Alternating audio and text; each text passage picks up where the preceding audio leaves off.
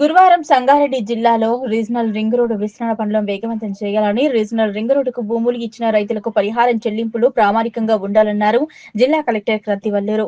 రాష్ట్ర ప్రభుత్వం ప్రతిష్టాత్మకంగా చేపట్టిన రీజనల్ రింగ్ రోడ్డు విస్తరణ పనులను ప్రగతిని వేగవంతం చేయాలని జిల్లా కలెక్టర్ క్రాంతివల్లూరు పేర్కొన్నారు. ఉమ్మడి మెదక్ జిల్లా పరిధిలో భూసేకరణకు సంబంధించిన అంశాలపై గురువారం కలెక్టరేట్లోని మినీ సమావేశ మందిరంలో సమీక్షా సమావేశం నిర్వహించారు. భూములు అందించిన రైతులకు వెంటనే పరిహారం అందించాలని కలెక్టర్ స్పష్టంగా పేర్కొన్నారు.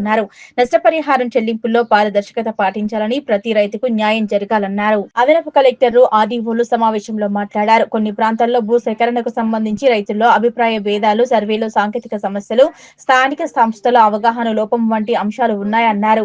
ప్రభుత్వం అభివృద్ధి కార్యక్రమాలు విజయవంతంగా ముందుకు సాగాలంటే అధికారులు నిబద్ధతతో పనిచేయాల్సిన అవసరం ఉందని కలెక్టర్ స్పష్టం చేశారు.